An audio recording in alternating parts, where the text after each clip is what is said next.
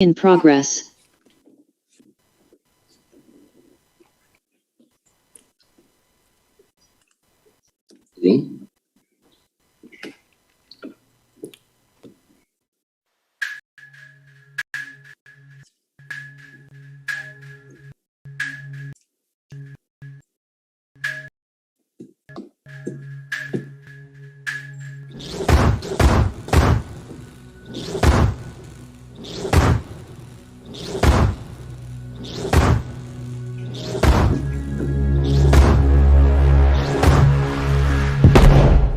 It is the earthquaking, pillars shaking, podcast listening, leader of the Meat Pop Express, Big Trouble Ben Bishop. And get ready, folks, because you are tuned in to the fastest growing professional wrestling podcast in the world, the 3 Count Podcast. Hit him with a pin him to the ground and the crowd go wild. Man down, know we all like. Hit him with a 3 count. On the tower high, flying to the flow like. Hit him with a 3 count. Ladies and gentlemen, boys and girls, children of all ages, it's your boy, your nephew, your cousin. It's the Dawn, and you're checking out, or you're watching, or you're listening. You know what? You're just here with us for the 3 Count Podcast Debate Show. Let me introduce to you my Hall of Fame podcast faction. Introducing first, he is my tag partner. He's the man that runs the show because I don't do shit. I don't run shit. I just talk shit. He is the landlord of the Dog Pound. He's got a bunch of merch behind him, and he's rocking that C3W merch. Ladies and gentlemen, he is the Red Dog of Red Dogs. He's your favorite mercenary, Red Dog Cliff Miller.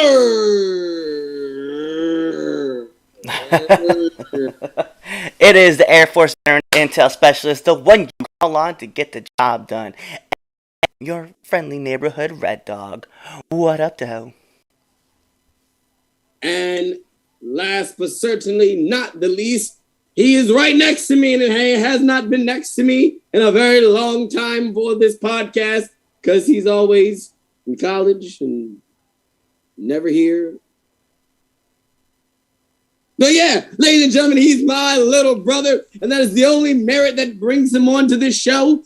He doesn't watch any wrestling. He only watches the highlights on YouTube and whatever happens on wrestling Twitter and what else there? What Culture and Ollie Davis and all that. Yeah. Sometimes they're not What Culture, though. Yeah, you're right. They're not What Culture. Wrestle Talk, What Culture, whatever. Same thing. YouTube wrestling news. Anyway, you need to be watching the 3 Count Podcast for your wrestling news. Wink, wink. But introducing the Napster himself.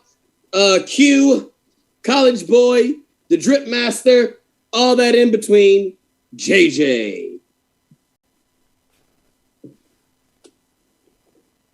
I escaped prison. Don't let them take me back. Don't let them take me back. Don't let them take me back. I thought you was all excited about the chitty chitty bang, study everything. Whatever bullshit you're on. It's the school atmosphere. It haunts you. The school atmosphere haunts you? And, and you get away from it. It's just like, freedom, freedom. Wait, I can't sing because we might get copyright. Listen, we haven't got copyrighted yet. I wish somebody would copyright us at this point in juncture. But anyway, all righty, let's get through our intro announcement. Thank you for everyone who's joining us. Where are we live at? Are we live everywhere? We're live everywhere. Well, I mean, not everywhere, but yeah, YouTube and Facebook.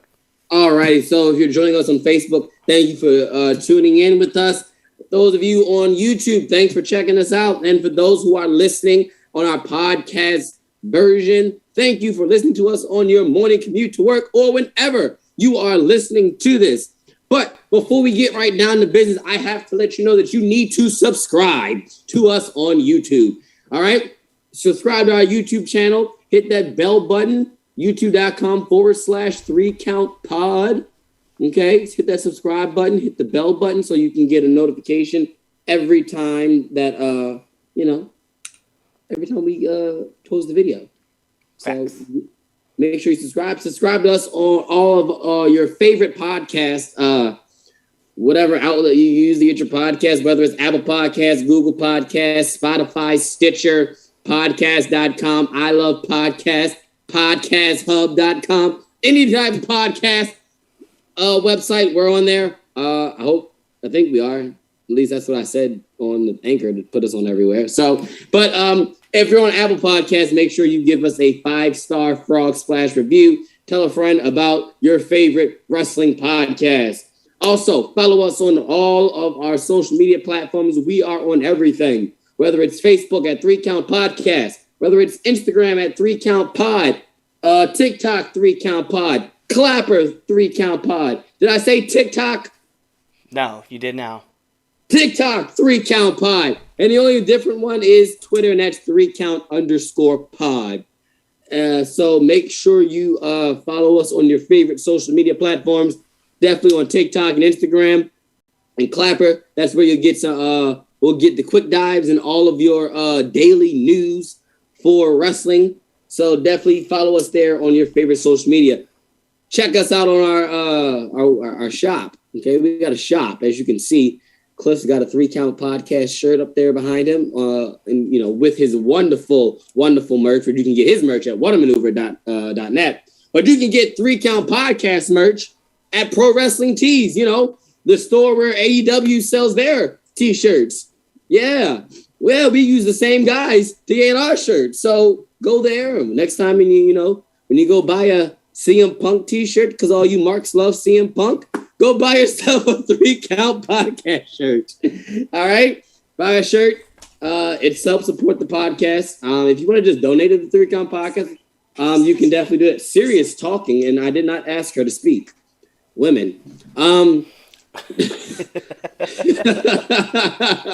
gonna immediately regret that decision of saying those words. I did. After I said it, I regretted it. But yeah, if you want to just donate to the podcast, you can definitely do that. We have PayPal, or you can cash at me, and I'll put it in the 3 Count Podcast account. So yeah, definitely buy yourself a shirt at ProWrestlingTees.com/3 Count Pod, and that's the number 3 for everything. Don't you dare type in THREE, you fiend. We are the number 3 Count Pod, but just the number, not the number, just 3. Anyway, Cliff, let us know what's down the hall on our other studio for our other show called Now Entering the Ring. Yeah, so for Now Entering the Ring, you guys can check out the Red Prince himself, TJ Sykes. Will be coming out on Tuesday, and then going from Bloods to Crips, we're gonna have the fantastic one, Will Knox, be on the I know show that guy on Thursday. So I know that guy. Yep. So he seems Red Prince cool. and the fantastic one. So Miss Fantastic Will Knox will be on Thursday. So check those interviews out as they come out. Alrighty. Also, JJ. Tell them what's going on your YouTube channel coming up real soon. So pretty much, I saw Venom 2. I'm not going to get into the details. I have a review coming out. It might be possibly coming out probably tomorrow or Tuesday, either or. I had the script written up. It just has to be made. Review for what? Venom, Let There Be Carnage. You know what? We're just gonna go. No reactions. No reactions here.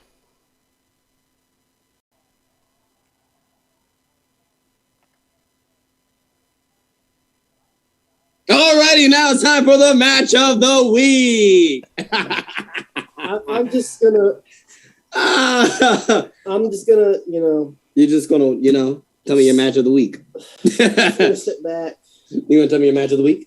Gonna sit back. Okay, sit back. All right. Well, Cliff, you tell me your match of the week. For those who don't know, let me give you a introduction. For those who don't know, match of the week is quite simply what we thought was our match of the week. So out of all the wrestling that has gone on this week, especially with GCW's event last night, and not only that, Impact's event as well, a lot of wrestling. So, Cliff, what is your match of the week?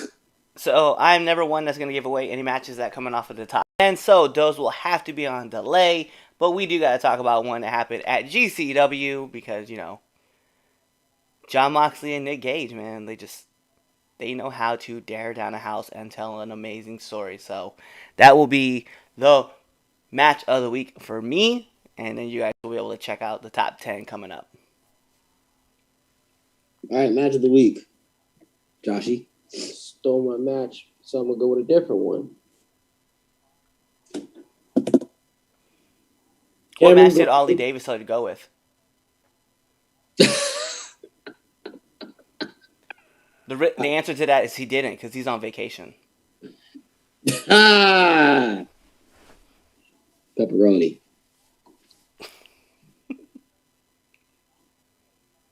Cameron Grimes and Pete Dunne. Okay. That's because you my match. You watch NXT like faithfully, nigga. Oh, yes. So, do you like NXT 2.0? I know this is off topic, but do you like NXT 2.0? It was a weird adjustment period for it. Okay. All right. Like when it first happened, I was like, you just had to feel it out. It's kind of like going into the pool. You go into the shallow end first before you go in the deep end. I don't do that. I jump in the deep end. Well, if you don't like it, then you just drown. I mean, if you can swim, that's not a problem. I mean, if you can't swim, you're not going to be jumping in the deep end in the first place. So, I mean, you'll jump in the shallow. I can swim. I didn't say you couldn't swim. I know you can swim. You were there. I know you were there. I mean, I was there. Anyway, my match of the week is coming from GCW as well, which is very, very rare because I don't really watch Game Changer Wrestling like that because of personal reasons. And Effie versus Matt Cardona, surprisingly, was fire. I didn't think I would like that match as much as I did. That's got to go with my match of the week. It was going to be Punk and Daniel Garcia because Punk and Daniel Garcia tore the house down. And it's a shame that Rampage didn't get as many viewers as it should have because Daniel Garcia is independent wrestling right now. And I don't care what anyone says, but Daniel Garcia is the guy. You know, if you want to know who's the top guy that's unsigned right now on the indies, Daniel Garcia. But yeah, Daniel Garcia and CM Punk was my match until last night. So, but yeah, Effie and Cardona definitely get my match of the week. All right, so let's get right down to our first debate topic. And boy, is this going to be fun. So, for those of you who have not heard, wow, Women of Wrestling is back. They are back, and they're back with a bang. AJ Lee, or AJ Mendez, however you want to call her or address her, is going to be an executive producer with WOW. Not only is she executive producer, but they also announced that they will be on CBS, Viacom CBS. So they'll be on, a major network producing their content. Also, she's going to do color commentary. And they also announced they're going nuclear. They are they are indeed going nuclear by signing former Impact World Champion Tessa Blanchard. So, Tessa, I gotta get through this because this is.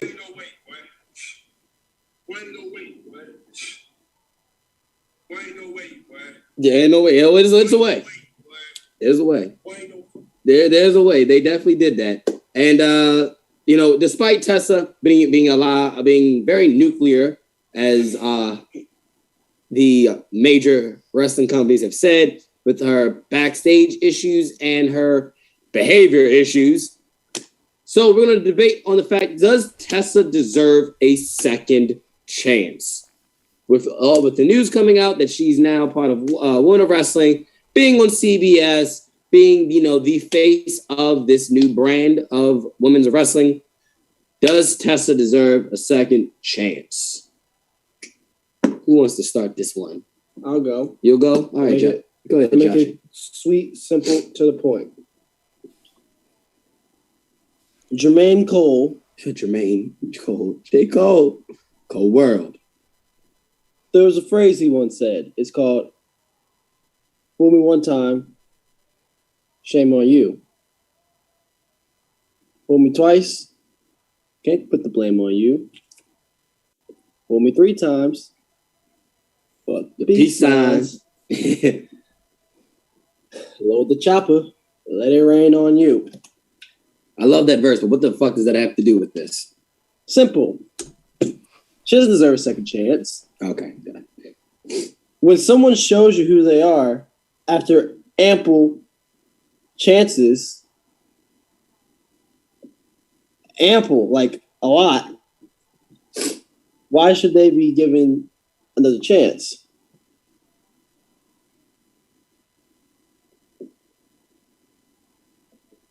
Like, she's proven throughout her track record she doesn't want to change, or doesn't put the effort to change. So why should she get another opportunity?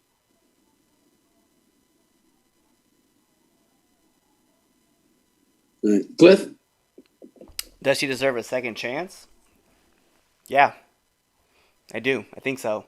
I say she deserves a second chance because, this is a company that needed a big name to bring in, right? AJ is definitely one of those names that you want to bring in, but obviously she's not wrestling. She's going to be a call and commentator, like we said. She's going to be executive producer. But you kind of need that big name that is going to bring eyes to the product. And there's no bigger female name right now than Tessa Blanchard. Let's be real. On the independent scene, find me another person who has a bigger name right now. And she's not even wrestling. Just find me another name that's bigger. Was bigger than Tessa Blanchard? Well, I mean, what you call it? Impact just picked them up, but I was gonna say Iconics. Yeah. Inspiration. Yeah, inspiration. But the thing is when we talk about female wrestling and someone not being signed, we don't talk about Cassie and we don't talk about Jessie. We don't talk about those two. We don't talk about inspiration as far as biggest name out there currently. It's always, where is Tessa going to sign? AEW or WWE? We talk about it all the time. Like, that name draws eyes. So, yeah, does she have a bad attitude? Of course she does. We see that through all of her history. You got to bring in a big name to draw eyes and see what she's going to do. And I don't think there's any bigger name out there right now than Tessa Blanchard. And I think, she's right there. So, yeah, I think she deserves a chance. Is she going to mess it up? I hope not. I wish her the best. But if she does, it's cool because our friend Danny B is on the show and she'll carry the brand. Shout out to Danny B, first of all. Let's put it out there. Yeah, shout outs to Danny B. Definitely. All right. So here we go. I've been waiting since the announcement came out that Tessa was signed. Tessa is back on in wrestling. I've been waiting, and then I saw somebody tweet everything that I wanted to say. Legit. And I was like, all right, cool. I'm not the only one. So, all right, Cliff, to answer your question about a bigger name than Tessa Blanchard out there that's not signed, Kyrie Zane. I do believe Kyrie Zane is a bigger name than Tessa Blanchard that's unsigned. They could have went Kyrie Zane. That's one. 2, there is a bunch of indie talent independent women wrestlers that have been on AEW Dark and AEW Dark Elevation that they could have signed and would have brought in eyes to the product.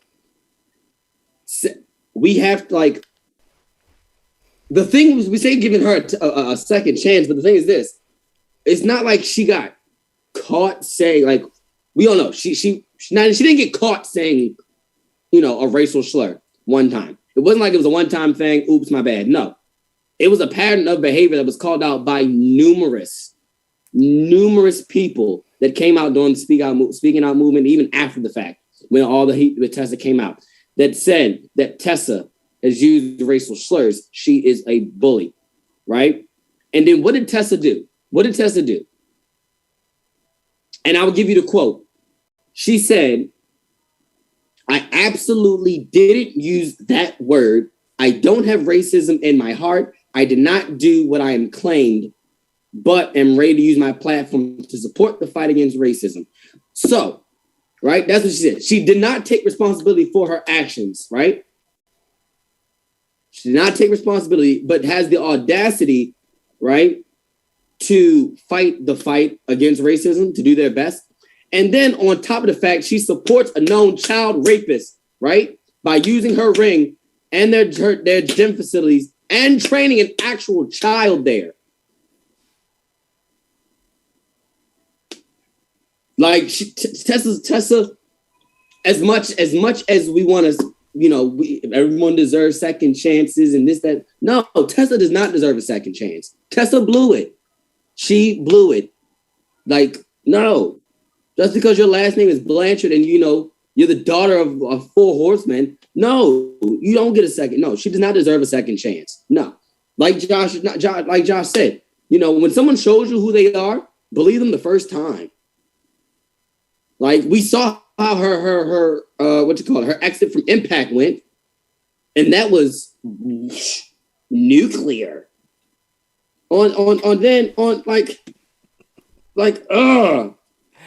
It's just no. She doesn't deserve a second chance at all. If that's the case, then if that is the case, James Ellsworth deserves a second chance. If that is the case, David Starr deserves a second chance. Everyone that we call out who are shit human beings deserve a second chance if we give Tessa a second chance. And then on top of it, and if we do want to give Tessa a second chance, then we have at that point, what's the point of speaking out then? What's the point of coming forth and coming out and telling your truth about how you are treated and how wrestlers or people in wrestling, period, not even just wrestlers, people in general treat you, if we're just going to renege on that and like a year and a half later and be like, okay, time has passed, they've moved, we can move on, they've changed, without any proof that they have changed. What has Tessa done since from the time that all this happened till now? What has she done to show us that she has changed? Absolutely nothing. Exactly. Nothing. Done nothing. So why should my thing is why should we give her a chance? Second chance.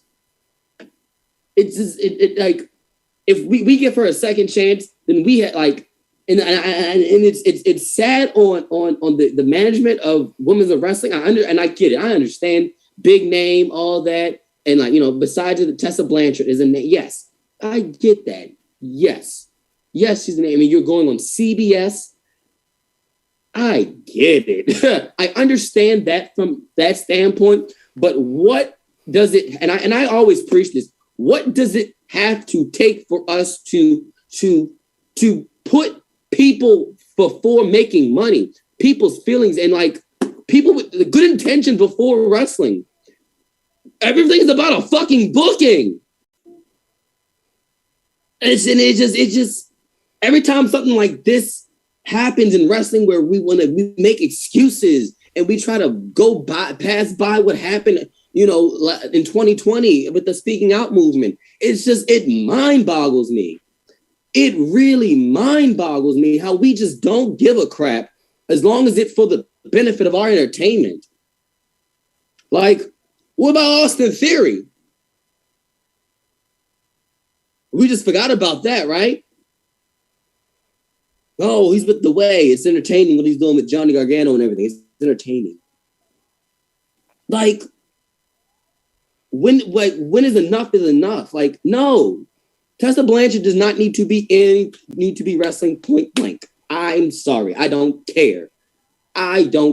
She is probably that photo that she took with Beast, right? She's probably in her head saying the N-word, I'm gonna fuck this N-word up in her brain, and we don't know it.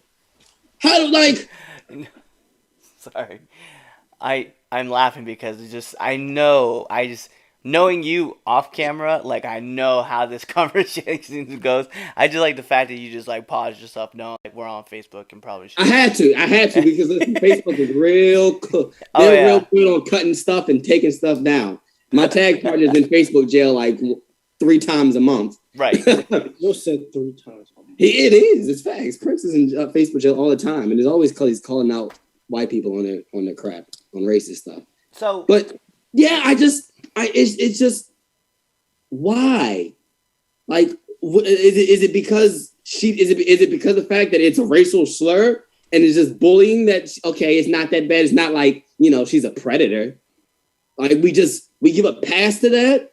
Like, you're talking to underage girls, you're a predator, you're sexual abuse. Yeah, no, goodbye. But everything else, it's bad. But, give it some time, let it blow off. We'll get over it.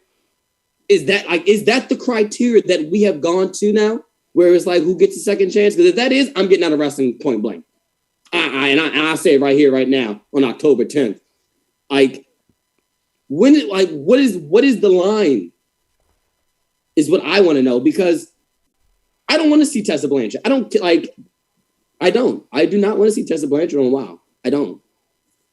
I don't. I want to see WoW. I'm very intrigued on the women that they're bringing in. I watched a little bit of it before the pandemic.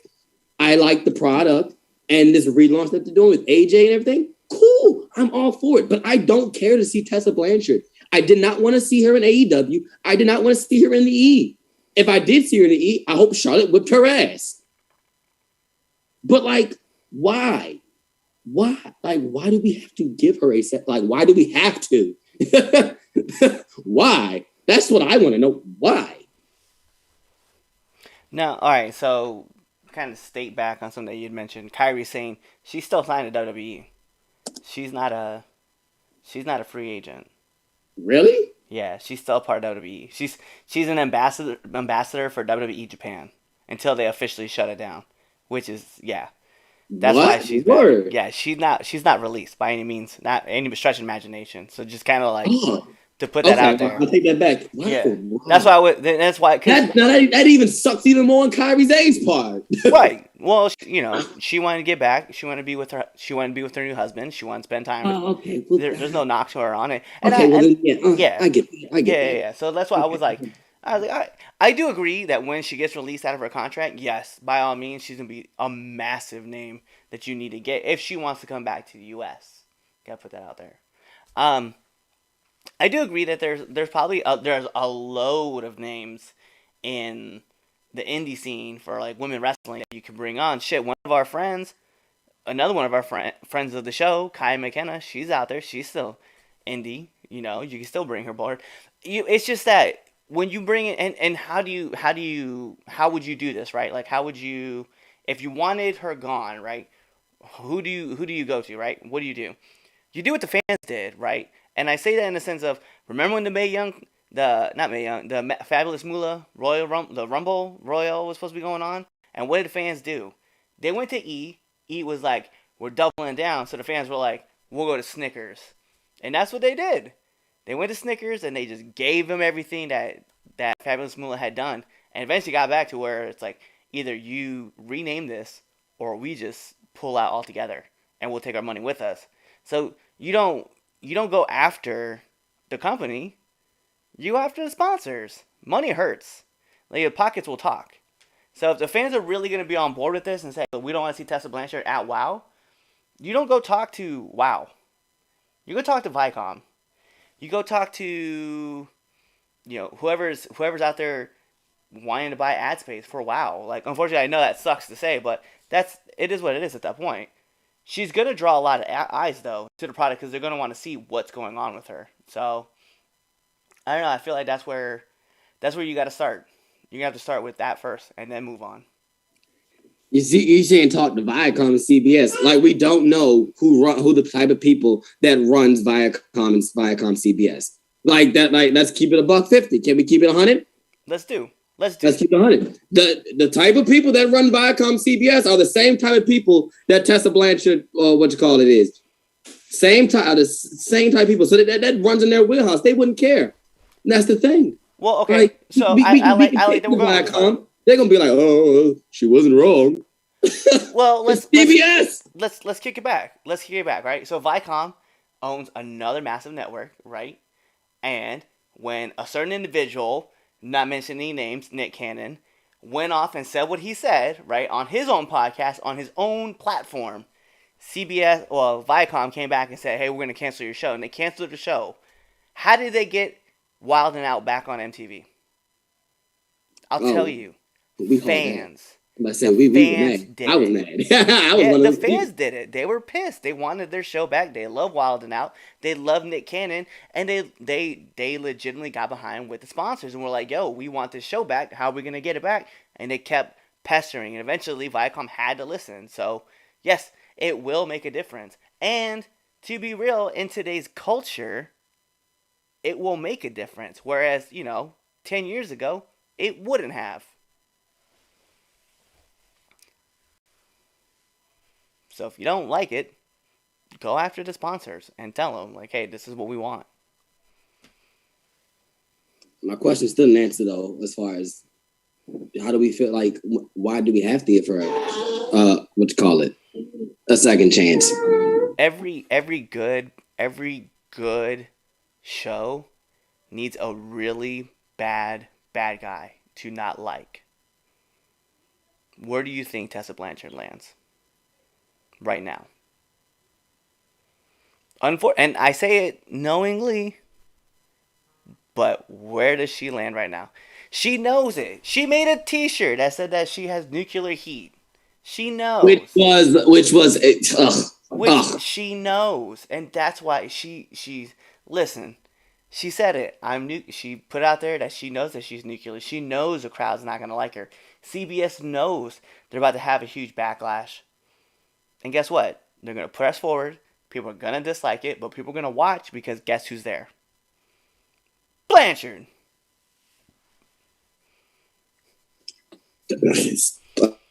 I say it knowing. Nobody watches it. But then again, what if nobody watches it? Then what?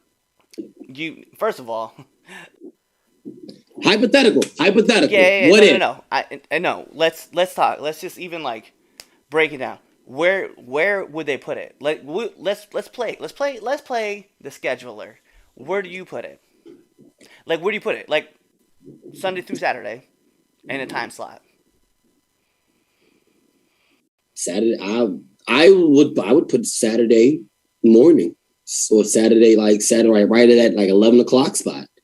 So you're talking Saturday mornings, 11 o'clock, and how long is the show going for? An hour? I think that, an hour. And let's even be light with the projections, right? It's Wild Wrestling. We know a lot of people are talking about wanting to celebrate women's wrestling, and I don't think it'll be 11 o'clock. And I say that only because CBS likes to put on the SEC for football around. Oh, right. If anything, let's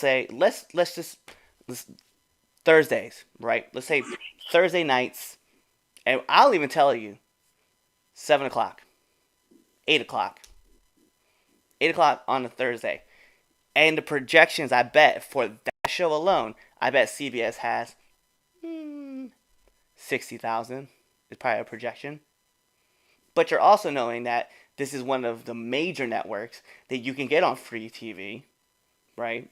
With just some bunny ears, if they still have those things. I know it's out you guys' class. Anyway, your bunny ears, you're gonna get 60,000 people watching that show. Just to tune in. Brownie points. That's what? Brownie points? Is that what you meant? Bunny ears. You've never heard of bunny ears? Those, the antennas? Bunny ears. I've never heard them called bunny ears. I've always been an antenna. Anyway, so people who have the antennas on their TVs and stuff like that, and they're gonna watch CBS. So you're still talking about it's still gonna get broadcasted to maybe let's throw it out there. What? 10 million homes? And all you need is 60K? You don't think that they're going to get that? Less than 1%. They just need 60K. That's all they want. That's it. That's going light. AEW on TNT was projected they only get 250,000 fans a week in the first year. And they've tripled that. I'm just saying, like, you don't think people are going to be interested in seeing what the first 4 weeks of WoW is going to look like?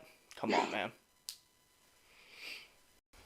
And the best part is, you don't even have to introduce Tessa until the 4th week. You can run all the other stuff, all the other people that you have on your roster. Think about it. Like, oh, here's your champion, Tessa Blanchard. Everybody like, how's she the champion? Oh, I made a backdoor deal. Like, boo. And then she got to do one of those all you people things, and it's just even more heat. I don't find it entertaining. I just You don't have to, but there's probably a group of people somewhere in the United States who do. And all those type of people can go kick ass and kick rocks. Yeah, I'm just saying. I'm just saying, like, it's probably there. It's just disgusting. It's disgusting. It's America. And it's disgusting. And I'm gonna stick with that. I'm not disagreeing. I'm just saying.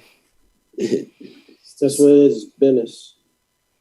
See, and that's the type of stuff that makes that turns people away from wrestling. I'm just curious though, like, how many people do you think watch Wild and Out? Now I'm thinking about it. Watch Wild and Out? Oh Yeah. God, I don't even know. Would you say probably closer to like 80,000-90,000? I would, yes. I would make and that. And then also you gotta take into consideration the clips. The clips get millions. Yes, views. and yeah, Millions views. Yeah, look, you know what? Like, WWE, man, like, their Smackdown highlights get like millions of views too, but their show can't get over. They get 32 million for like a clip, and then like you'll look back and see. I say that's a large number, 15 million a clip, and then you'll see their numbers are like 2.2 million. Like, why only 2.2? People are watching the clips. Yeah. No, I think watching it like appointment TV, sitting down watching it live. Probably like 80. Well, I might be off too, like a lot. It could, I would. It could be 125,000, and we just don't really know it. Yeah, I see. The thing is, I don't know if I wouldn't say I don't know about it now being 100. Back in the day, I'd be more confident with going like 100,000. But now I don't. I'm not so much. But it's just. I'm just saying. I think WoW will definitely be able to pull in 60K, especially if CBS is getting behind the game, knowing that they own Ring of Honor, and they're not even, they're not really. Well, no, Sinclair, is that Sinclair? Yeah, it's Sinclair. Never mind. Yeah, because it's CW. Yeah, but just saying, look at CBS though. They're out there like, yeah, we'll do it, and we're gonna get it. I love women's wrestling, but never big on WoW. Too gimmicky and too corny. And we just had that typed in from YouTube. I don't blame you. That was my first reaction to WoW. It was a little too gimmicky, too corny with the superhero thing. It was a lot. It was a little much. But as you know, as I kept watching it, and it's just like, it is what it is. I looked past it, but I'm curious though.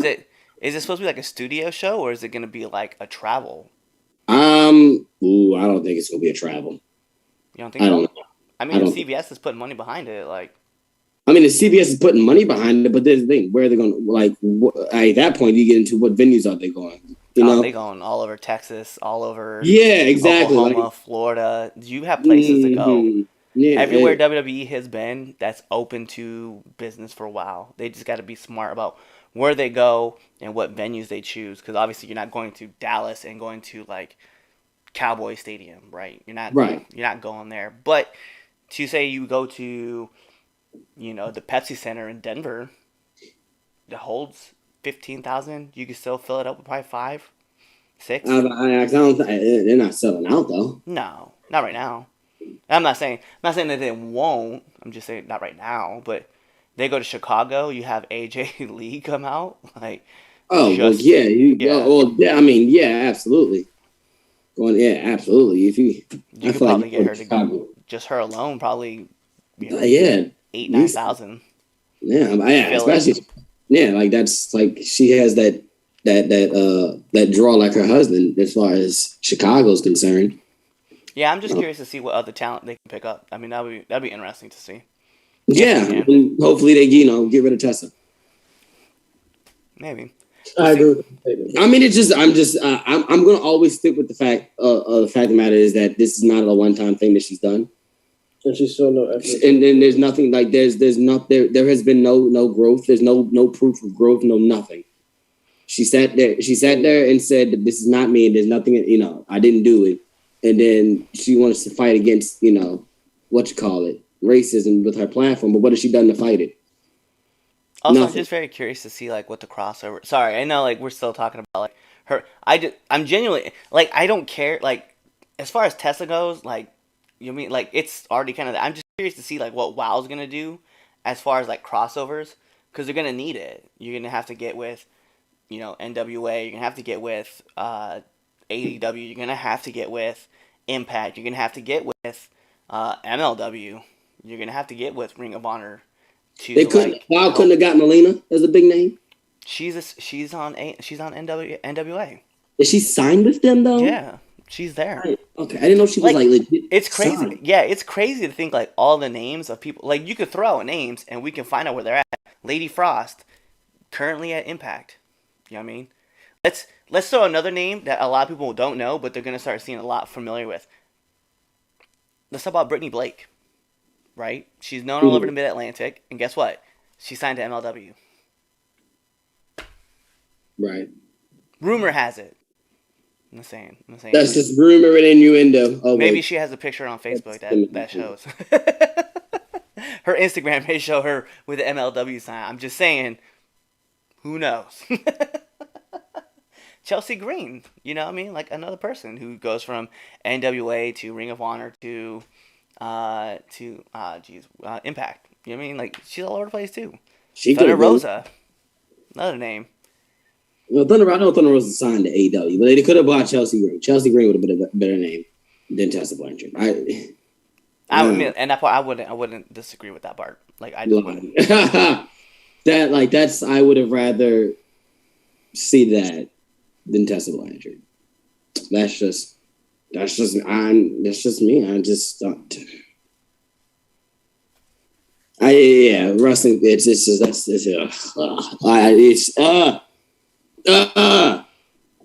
first hour of the show we spent talking about WoW.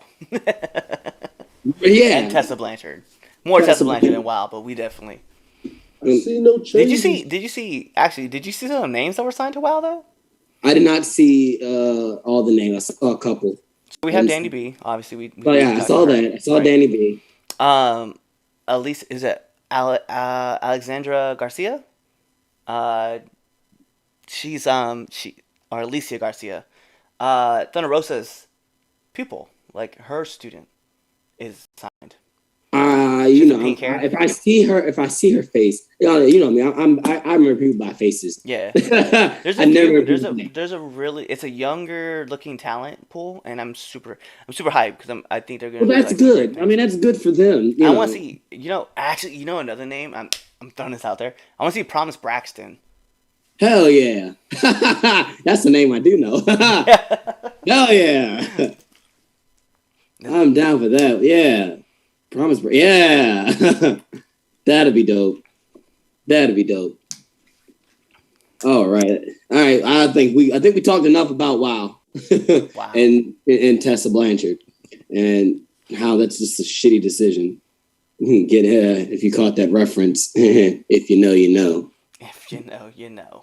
If you don't know, now you know. Nigga, or I could not say that. We're about to get cut. Moving on a temp check. I set you up for failure. You definitely set me up. You did that on purpose. All right, temp check. I thought you were gonna say. No, you know me. I'm not gonna hold back. I just thought you were gonna. Hi, Keith. Like I don't know why you thought I was going to anything hold back. But anyway. Temp check, for those who don't know what temp check is our segment where we give you who we think is the hottest and or coldest wrestler going into this week of October. So going into October 10th, who's going as the hottest wrestler? Who's going in as the coldest? JJ. Temp check.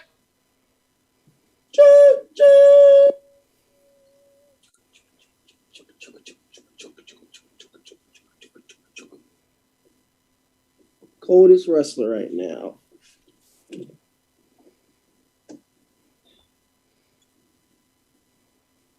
I don't have one. All right, cool. I can't think of a cold one. All right, who you got? Who you got?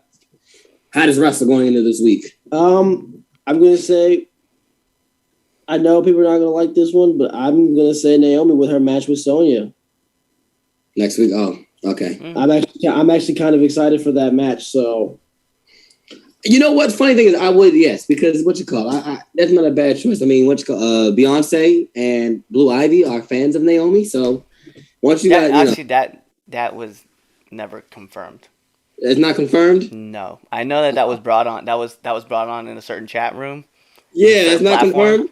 Yeah, but that was never a confirmed I'd be thing. surprised. But I mean, because to be real, like if she had gotten into, let's be real, right? If Blue had gotten into wrestling in the last couple months, never would have seen Naomi.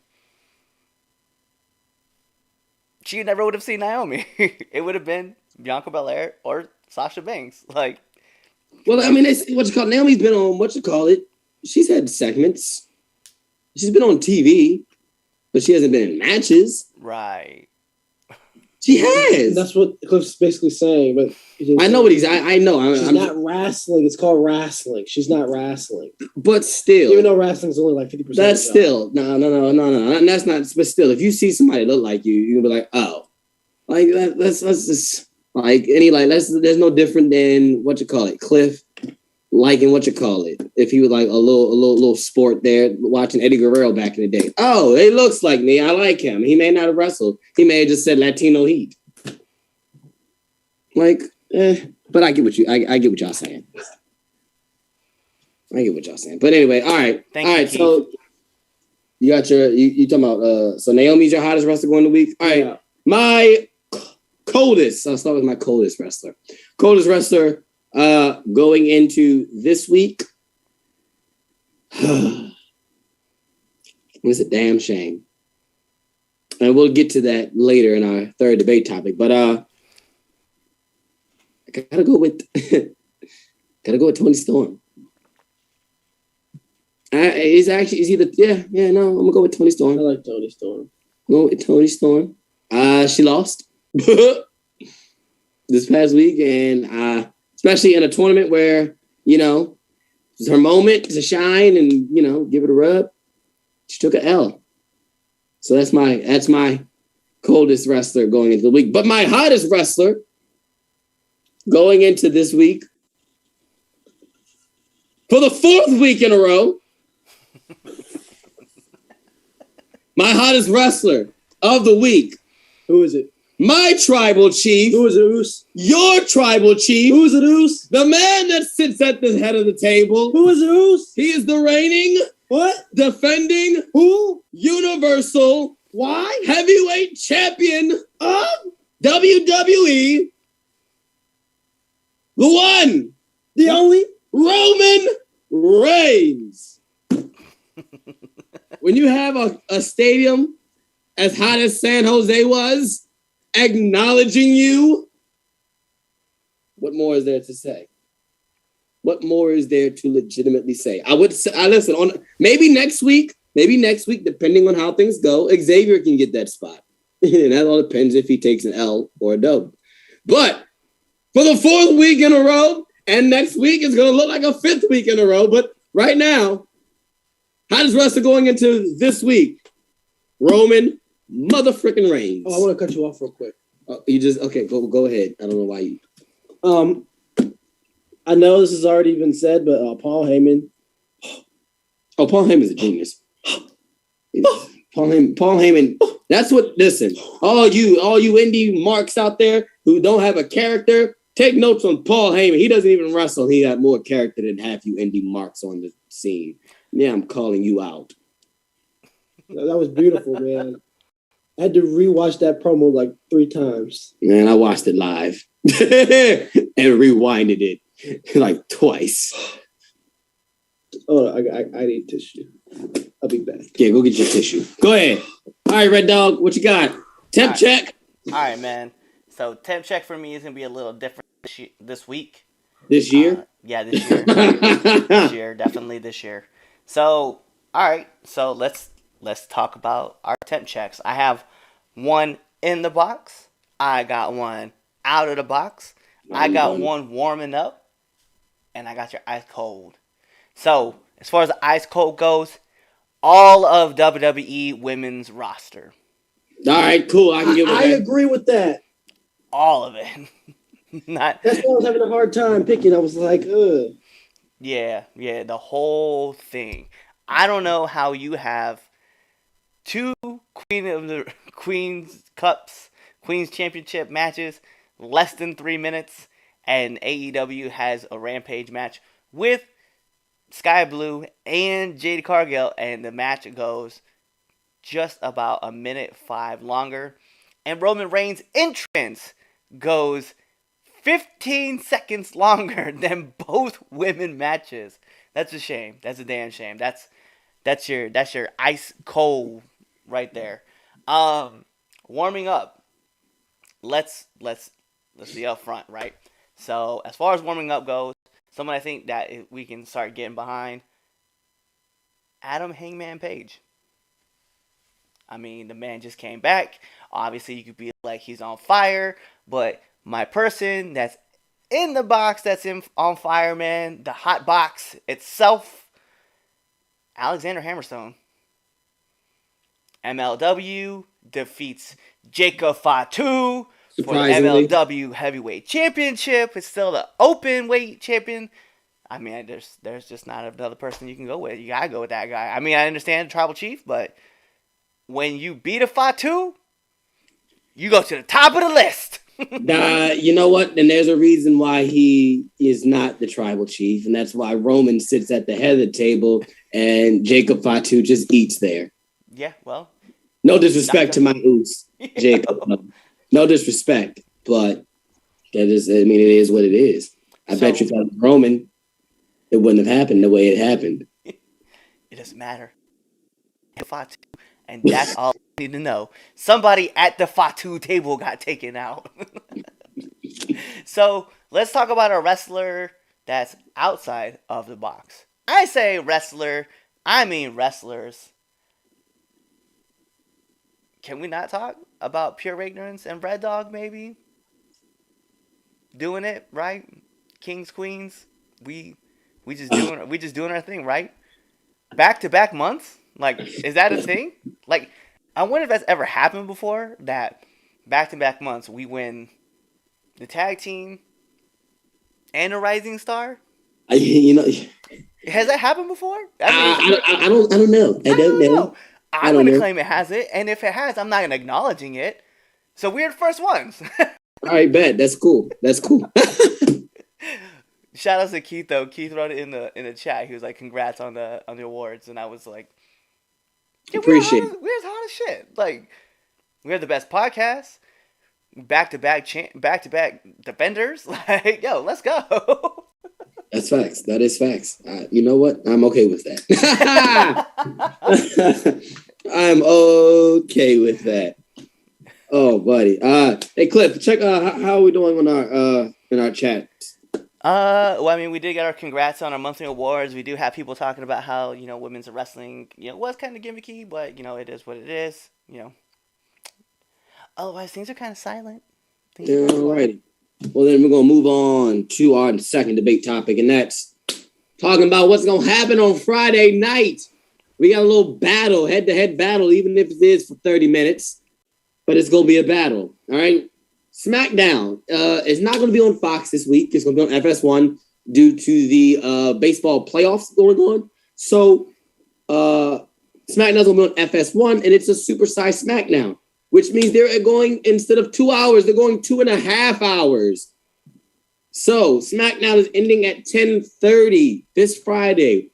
What comes on at 10 o'clock, ladies and gentlemen, for your wrestling appetite? Cinemax After Dark. Whoa.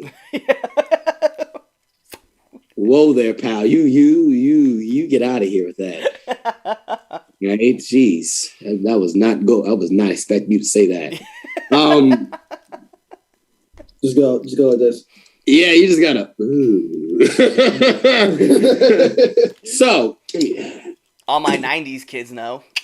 Yes, I absolutely know what you are talking about. And on that note, I'm going to move on and continue what I was bringing into this topic. But yes, 10 o'clock on a Friday night for all my wrestling fans. Make sure I put that out there. For all my wrestling fans, you are tuning in to TNT to watch AEW Rampage. Now, with that being said, so Rampage and Smackdown will be going head-to-head for the first 30 minutes of Rampage, and that's got people talking and got people excited.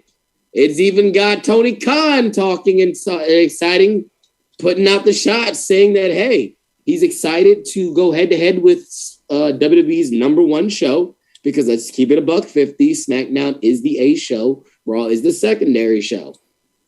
So he's excited to go head-to-head with WWE's number one show. And he's excited, and he knows he's going to beat them. So he says. So, with that, let's debate. Will Rampage beat SmackDown in that 30-minute window in the ratings next week? Let's start with you, Cliff, and then we can toss it up. Who goes first? After Toss like some salad. I don't like salad. And the fact that you were talking about like salad after he said we'll toss it up, like y'all got to get your like verbiage done right. Anyway, let me get this started off. Do I think Rampage is gonna hold off SmackDown in the first 30 minutes? Yeah, and I say it like this: if we no, hear me out. Do you remember? I'm sorry. My face. I shouldn't have did that like that. Like I shouldn't have did it like that. That was. I just. I did not know you. Whoa. All right. I'm you didn't think I was gonna go. You didn't think I was gonna take. You didn't think I would take the side of Rampage? No.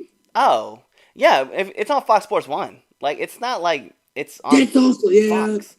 Yeah. If it was on Fox, no. SmackDown is destroying Rampage. Now, with Fox Sports 1 not being available as many homes as TNT, yeah, I think Rampage is going to win out in this round for first 30 minutes. Fox Sports 1, I think, is available in just a little bit over like 6-7 million homes or something like that. I don't know. I have to go back and look at the numbers, but the last time Fox Sports 1 held a WWE SmackDown, it really didn't fare that well. We all talked about it. We were talking about how bad it was in the ratings. So yeah, I don't think it's going to do well now. It doesn't change anything. People are still going to watch the game because they're going to want to see about, the playoffs with MLB. And I don't care how long a baseball game is, how boring it is. Everybody cares about the playoffs. So I genuinely think, yeah. Fox, regardless of whatever I say about this, Fox is winning because Fox still gets its wrestling audience, but Rampage is definitely going to win this week.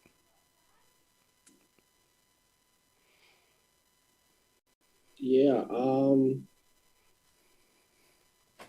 they're not winning. That first 30 minutes, they're not winning. I don't know what else to say. Just keep it short, sweet, to the point. Because then we do, like you said, we did do a like FS1. Honestly, I'm just talking. I'm just rambling at this point, but yeah, they just like that's my point. They're not winning. Point blank. There's no. All right. So let me. Okay. So I'm going to go the opposite route. And the bad thing, not the bad thing, but the funny thing is this: I say this because of. That last 30 minutes is commercial free. They announced that the last 30 minutes of SmackDown is going to be commercial free. And I think that commercial free is going to be the deciding factor. Yes, we've all stated, yes, when SmackDown goes to FS1, they don't do the numbers that they normally do. And for logical reasons. FS1 is not on, broadcast to as many homes as the regular Fox channel is. Like, as Cliff said, Fox Sports 1 is in 90 million homes. See, exactly. Like, you can get is 89, by the way. Just give you really? Yeah. That's funny. That's funny.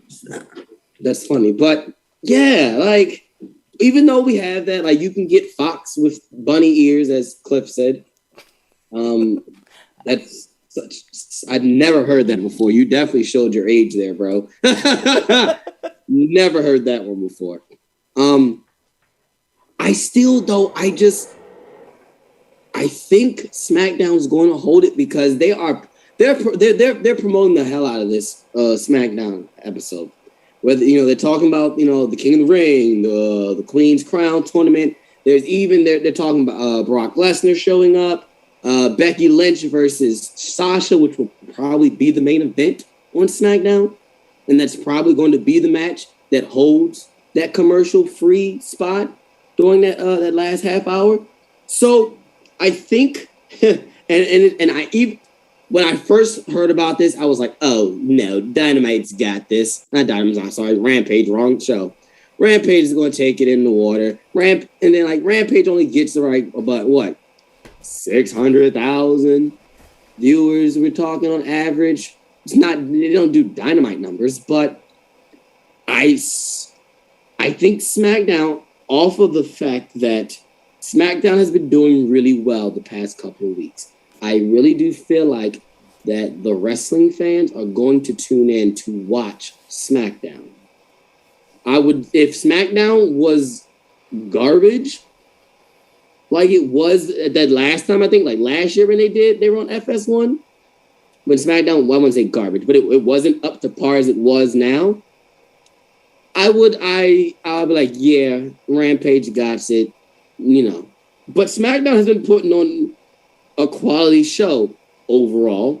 There are bright spots, there are, and there are, dark spots as far as, on SmackDown. But I see the wrestling fan tuning in to FS1 to watch SmackDown over watching Rampage, especially being on the fact that Rampage is only an hour and you can always rewind with the DVR. And I think a lot of people, we don't take in consideration with the DVR effect. But, how many people are actually tuning in live or just rewinding, going back, or just watching it after the fact. So I really do think that SmackDown's going to take it this one time. Now, if they do this again, I probably won't be singing the same tune. But, it's Becky Lynch versus Sasha Banks one-on-one. We haven't seen that match in 2019. 2019? So what? We're looking 3 years? So it's though this match is fresh. This is a fresh match. It's not like a Charlotte versus Becky. We've seen it at least once every 6 months. Or it's not like it's, Bianca and Sasha. We haven't seen Sasha and Becky one-on-one. It was the Hell in a Cell match, right? That they had. Yep. I think. Pretty sure. Yeah. So So we haven't. It's a fresh match, and I think. And don't get me wrong, everything on Rampage is fire. Of what they announced is fire, but it just doesn't measure to Becky and Sasha. That's a pay-per-view quality match, and if they're and then, like I said, this is all speculation. They might not even put that on last. But if it's me, that's a pay-per-view quality match. And if I'm going to do a commercial free, I'm going to give them that. If I'm not going to give you Roman and somebody as far as main eventing SmackDown and give you that commercial free, I'm going to give you the women. And I'm going to give you my top 2 women. And that's Sasha and that's Becky right now. Especially, and then on top of the fact, going into Crown Jewel with, the triple threat match. Why not? I do think that alone is that in that commercial free. That's going to be the reason that they top Rampage this Friday. So the last time that Smackdown was on Fox Sports 1, they brought in 880,000 viewers.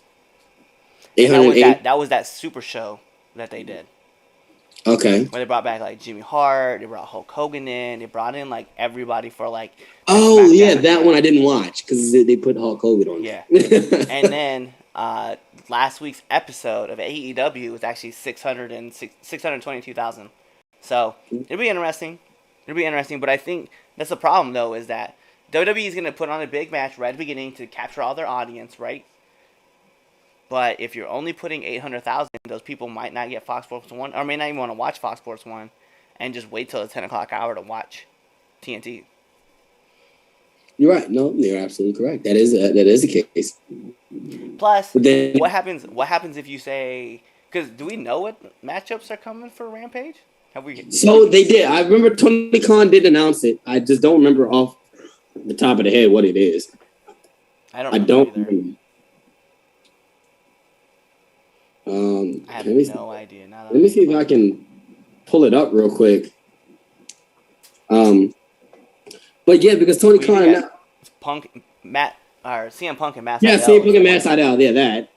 But then again, But that's CM Punk versus Evan Bourne. It is. Eh. But when was the last time we saw that match?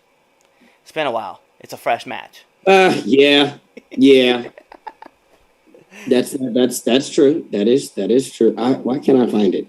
Also, you're gonna have the Ruby Soho versus the Bunny. That might be like in the middle, right? That middle match you put in there. Just saying.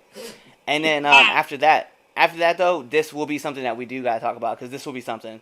You do have the Men of the Year and Junior Dos Santos versus Chris Jericho, Sammy Guevara, and Jake Hager. So that's what and you know what's funny? And I might get flack for this, but I put that on that third. I put that first. I start that first, and you say Punk to the end. Yeah. You put that, and I know we're like, what? But Punk's the draw. It's CM Punk. Yes, but they only did 600, and CM Punk was on that first this past week. Isn't this the lowest Rampage? Isn't this the lowest rating that Rampage has done? Yeah, but I'm curious though, like how many people actually watched the first part and then just fell off after that. Right, and that's another thing too. Because you guys take into that first half hour, people leave SmackDown to come watch Rampage and just want to watch it for Punk and then just leave. And that's also a possibility as well. Punk in his pants. Well, I mean, he could wear the trunks again. He might switch it up. He might switch it up in and out. But yeah, it's interesting. It's really interesting to see how WWE is reacting to their competition that isn't competition. It's just a t-shirt company. Right. Exactly. We don't see them. And they're going an extra 30 minutes commercial free.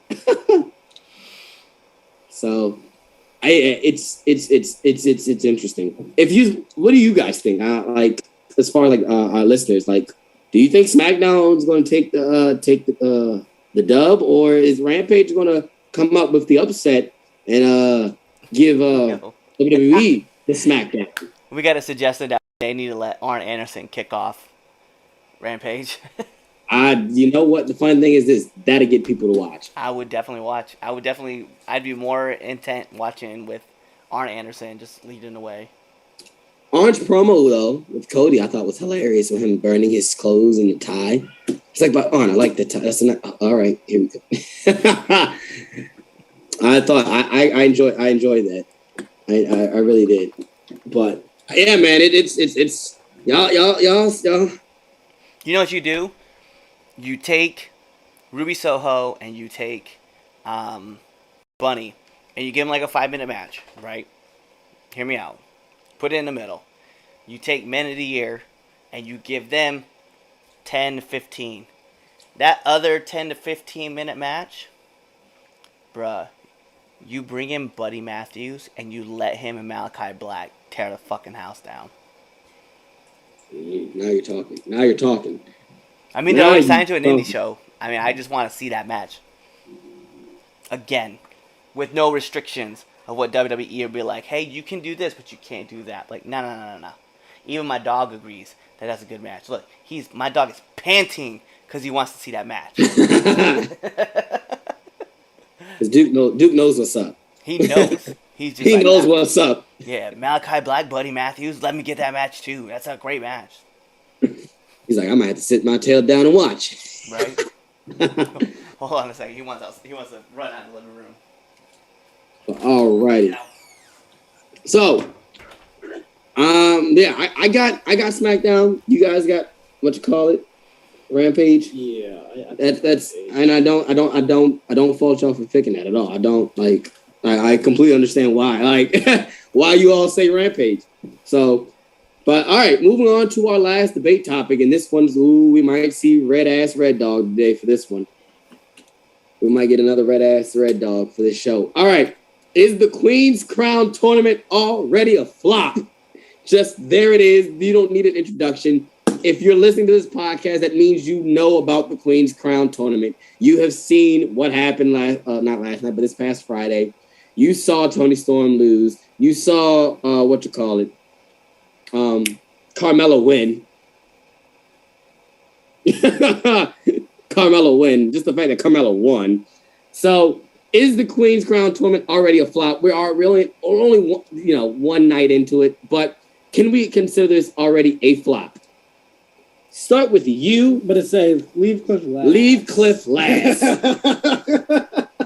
Because look at him. Look at him. We are about. He's already. His face is turning red because we're about to get Red Dog today, and I'm for. We had Red Ass Chaz earlier with Tessa. You never get two red ass moments in a show, but you're getting one today. All right. I wish Anthony was here. Darn him for traveling.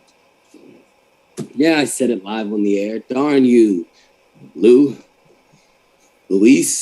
Go ahead. Yeah, that's mine. Go ahead, JJ. So, is the Queen's Crown tournament already a flop? It's too early to tell. Is it though? However, is it when you basically have the women who we have stated multiple times can run a program when given the opportunity. We have said this time and time and time and time again. That given the opportunity, they can run a program. They can wrestle. And you basically treat the women. It feels like we've gone like 10 years back. Not even gonna lie. You know what I mean? What happened to this women's revolution? Man, I don't want to cut you off. But I'm going to say now, we got to stop talking about the women's revolution. It came and it's done and it's gone. I'm going to be... No, go ahead. Go ahead. Go ahead. Even if the revolution already happened. Well, the revolution already happened. However... we need another one. Which is kind of trippy. It is trippy, but go ahead. Go ahead. But this just feels like we're just taking so many steps backwards. And like we've said multiple times, the women can they can run, they can wrestle. Like it's kind of sad and disheartening because these women put in a lot of work and they utterly get shit on. And it's depressing, honestly. If you don't hurry and make your fucking point, I will interrupt you and continue what I want to say. I'm going to sit here with the Britt Baker face until then. But yeah, this is a dud. DUD. Who wrote this? Who booked this? All right. That's all I got. Okay, so let me. You go. So I'm basically like stirring the pot because when they released the brackets, I was like, oh, cool. This looks like something I can look forward to.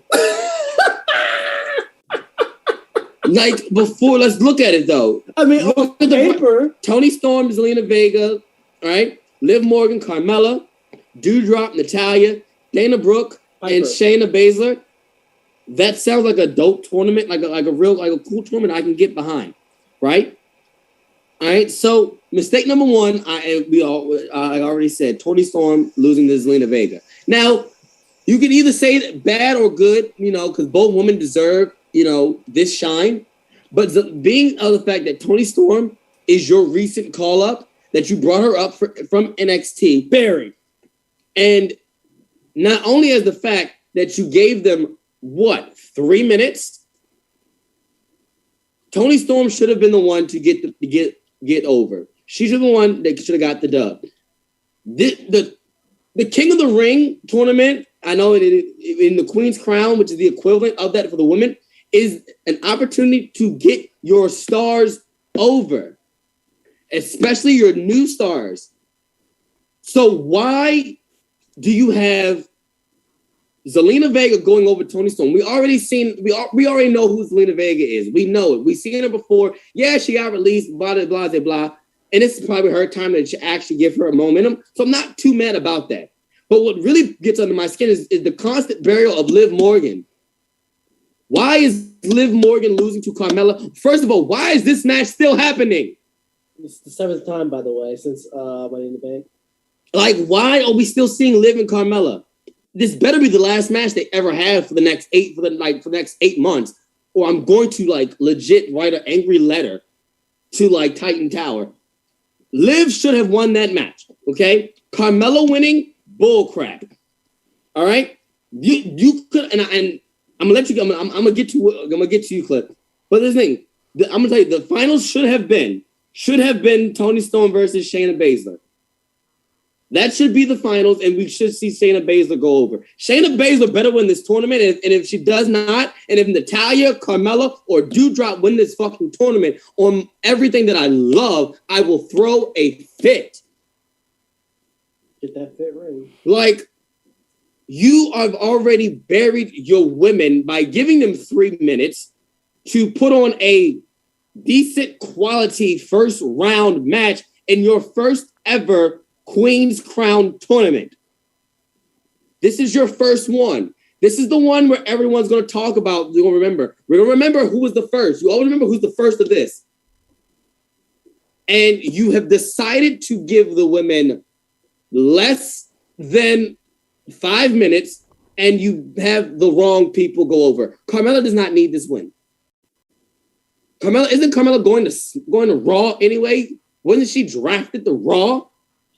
Let her do something on Raw after the fact. You could have did a program with Carmella losing with the little mash crap, going to Raw and do something on there. She could have interfered in the Raw matches because she was so upset. You could have did something, but Liv Morgan should have gone over. We should be seeing Toni Storm versus Liv Morgan next week instead of Zelina Vega versus Carmella. Another match we have already fucking seen. Is it a flop? Yes. It is a flop already because you have fucked it up and you have not given anyone a reason to give a crap about it. 3 minutes. 3 minutes. Cliff already stated earlier, Roman Reigns' entrance was longer than both women's matches. Both! His entrance. And the funny thing is this, I even said, damn, why is he standing there so long? Why don't he just get in the ring? I had that in my thought. Why don't he just get in the ring? So, yes, it is a flop. Point blank. And the only way you fix it is if you have Shayna Baszler dominate the rest of the way. And I just farted. I'm done. Got me so hot, I gotta release the hot air from my ass. Go ahead, Cliff, because I know you got... I don't want to steal his thunder. Come on, bring it home. Don't want to steal his thunder, but listen, it's upsetting me too. Let me get crisscross applesauce if I can. Listen, 3 minutes and 26 seconds. That's what you gave to these two matches, right? Terrible. I ain't even fucking mad of the people who went over. I'm not. I really am not. Okay, and I'll explain why. What I'm more mad about is the fact that you had a 2-hour show. Roman Reigns gives a 15-minute, it's like an 8 to 10 minute promo. You gave 8 to 10 minutes, or actually you gave 10 to 12 minutes to Rey Mysterio. You maybe gave more than that. It might have been 15, 18. You gave this small ass 2-minute and 36-second match. Then you gave Roman his big time. Then you gave Liv and Carmella a minute. And then you gave the rest of the time allotted to Finn and Cesaro. Now, mind you, I'm not mad about the men's tournament because those two matches were booked very well. They were done very well. We had great matches with people that we didn't really expect. Obviously, Rey and Sami have had matches before. They should be really good. And then you have Cesaro and Finn, which is a matchup not really seen very often. And to see those guys in a ring together was awesome. So I can't say anything wrong with the King's tournament as of right now. The King of the Ring, I genuinely like it. My problem is, though, is that Roman's entrance should not be longer than the two women's matches. It just doesn't make any sense. Like, you have a 2-hour show.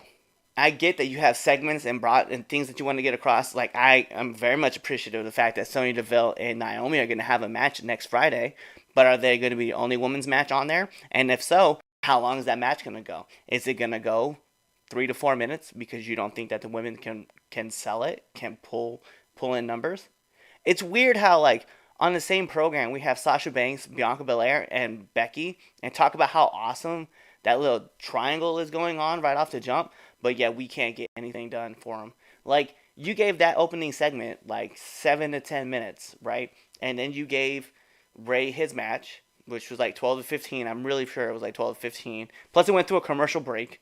And then you gave Roman, or then you had our Zelina match, which was a 2-minute match. Then you had Roman's thing where he stood there for like 3 minutes and not doing anything.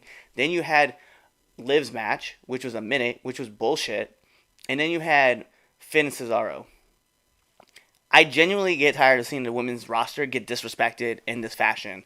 Like, and not even just, the craziest part is that the people they have selected in the roster are like in this tournament, I don't really care about. Like Tony, I do. I love Tony Storm. I've been pretty adamant about that.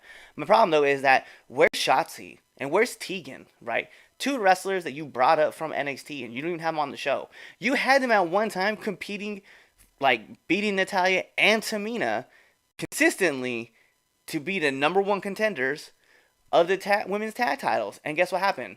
Yeah, put them on Rhea and Nikki ASH, which I don't have a problem with those two. I just have a genuine problem with the fact that you had number one contenders and you were just like, nah, they're not really the number one contenders. We just kind of make that stuff up. Like the constant disrespect to the main roster, the women on the main roster is just, it's unfathomable.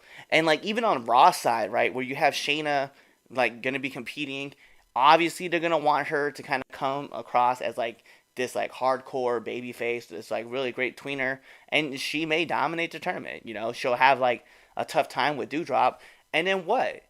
Zelina or Carmella? That's who you have on the other side. That doesn't make sense to me.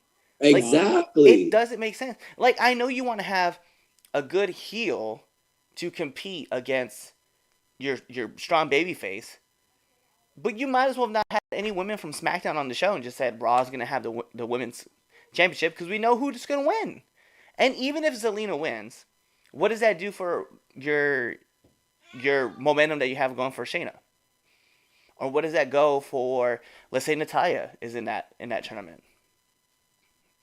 Because you know the crazy part is, I already know who's winning from SmackDown side for the King's King of the Ring. I already know. And if anybody did any kind of research, you would know Finn Balor is going to be in the finals. Why? Because Sammy's not allowed in Saudi Arabia. Right. So you kind of already know Finn's going to be the guy who's going to be on the other side. Hopefully it's Xavier. I don't know. That one, I kind of like all the stuff that all mixed up with the King of the Ring. But Queen Star is just that part, that's fine because it's a possibility of seeing Kofi versus Xavier. That's fine. Like that they did that perfectly fine. But it's just why can't they do the same thing? You can't give for the women. You can't give like at least oh my god, at least 7 minutes. At least 7 minutes. And you can't tell me that those guys in the back were like, hey, you guys get 7 minutes to run your match, but take your time on your entrance. So both of them take their time on the entrance, get in the ring, and then they get 1 minute to match up? Come on, man. Like, Carmella and her stupid face guard thing that she's like doing, like that's dumb. Like, the constant disrespect to the women's roster is just beyond me. Especially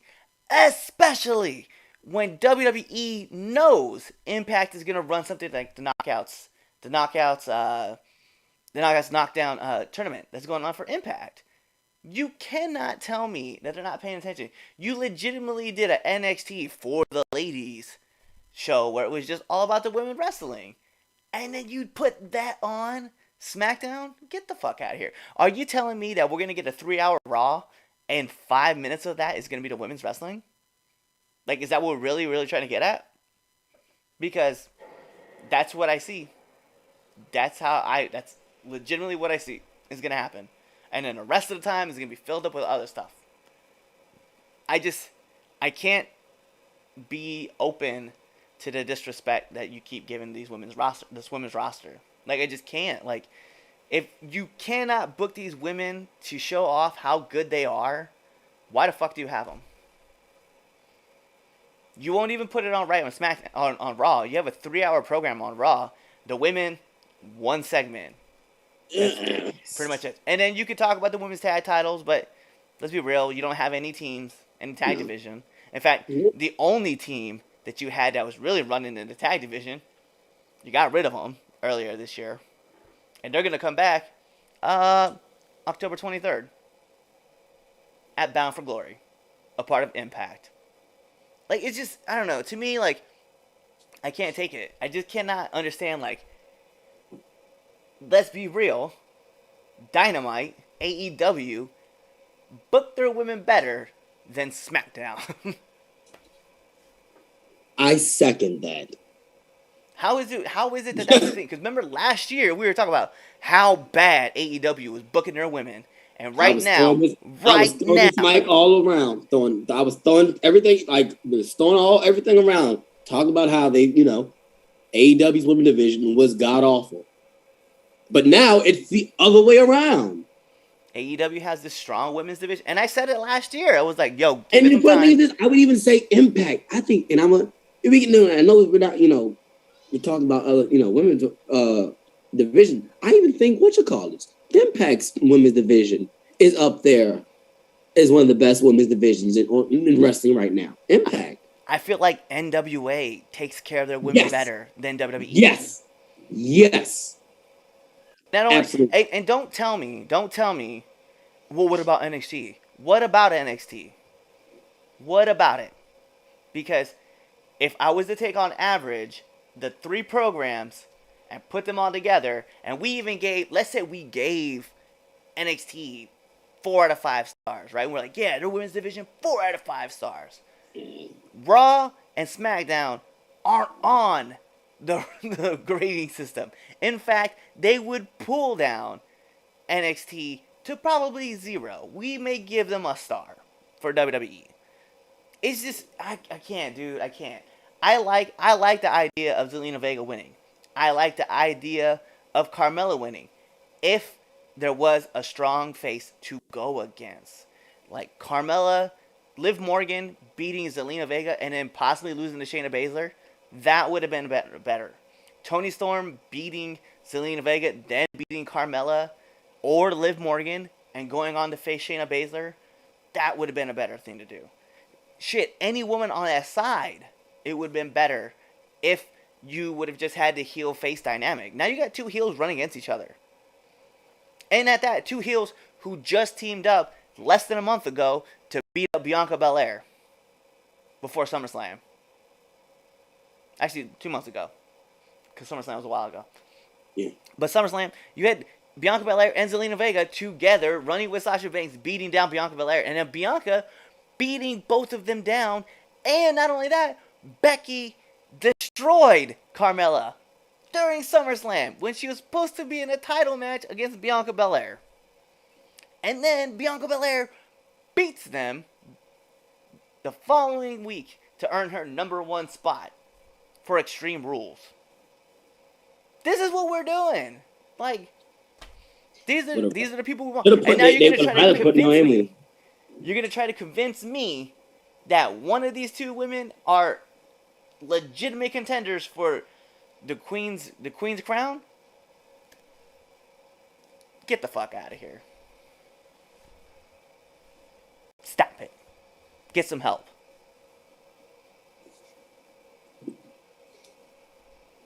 Stop it. Get some help. Then Michael Jordan, Jeff. But no, Isn't the whole McDonald's commercial though? That's the funny part. I don't remember. But nah, it's I was, we all wanted the Queen's, Queen of the Ring. We all wanted this tournament. We've been clamoring for it for years. We need the time stone. Bring it back. Like, we want the best. We don't. It's not even just the fact that we want the women's crown. We want the best women on the show. The ones that you've presented as the best. Bianca Belair, Sasha Banks, Becky Lynch, Charlotte Flair. I don't care what you guys have to say. She just Shayna Baszler. Nia's off doing her thing, right? But you have Tegan Knox. You have fucking Shotzi Blackheart. You have fucking Toni Storm. You have Rhea Ripley. You mean to tell me we can't get these women on that tournament? And you have someone, and I'll be honest, because when I saw this, I was like, yo, I want Shotzi Blackheart to win. Why? Because you did that for every single person that you considered an upcomer, and you had them win. Dewdrop? That's the person? I mean, I love Piper, no doubt. But Dewdrop, you've only had her in a handful of matches.